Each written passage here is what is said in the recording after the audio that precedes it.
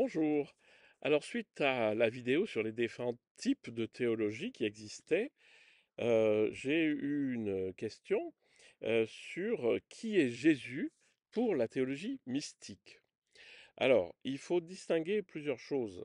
Il y a Jésus, le personnage historique, qui a vécu sans doute autour des premiers siècles, qui est une figure vraiment historique, où il s'est passé des choses, etc., qui sont relatées dans les évangiles en gros.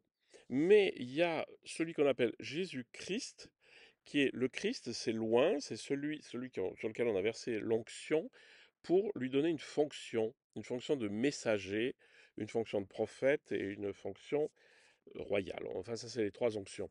Mais surtout, ce qui est important, c'est que euh, les auteurs mystiques parlent de Jésus-Christ comme vraiment la représentation du divin incarné.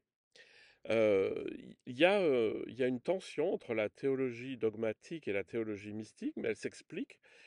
Dans la théologie dogmatique, Monsieur Jésus, le personnage qui a existé, c'est l'unique Fils de Dieu, c'est-à-dire celui qui est venu, etc., pour sauver le monde, etc. Ça, c'est la théologie dogmatique, c'est ce que les églises enseignent. La théologie mystique, elle veut faire l'expérience de Dieu et donc, heu, pour elle, ce qui l'intéresse, c'est, pas forcément le Jésus historique, mais la qualité spirituelle des textes. C'est-à-dire, on va lire l'Évangile non pas comme un récit qui se serait passé il y a 2000 ans, mais comme, une image de ce qui se passe à l'intérieur. C'est pas du tout incompatible et ça correspond aux quatre niveaux de lecture des évangiles et des textes spirituels qu'on trouve dans toute la littérature ancienne. Vous avez le sens littéral, le sens moral, le sens allégorique et le sens spirituel. Ce qui intéresse les mystiques, euh, c'est Jésus en tant qu'incarnation divine dans l'homme.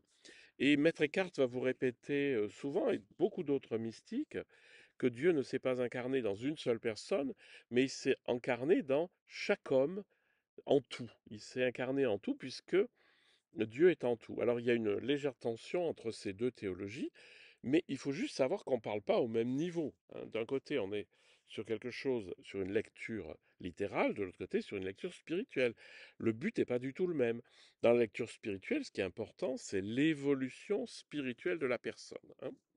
Donc, souvent, on peut traduire chez Maître Eckhart, par exemple, l'âme du Christ par l'âme christique, c'est-à-dire la personne qui est habitée par le divin.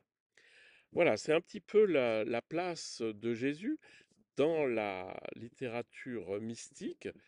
Il n'est pas tellement pris au niveau de la littéralité de ce qui s'est passé, mais au niveau de ce que ça peut vouloir dire dans mon intériorité. C'est-à-dire qu'on va relire les textes d'une toute autre manière, c'est-à-dire d'une manière spirituelle.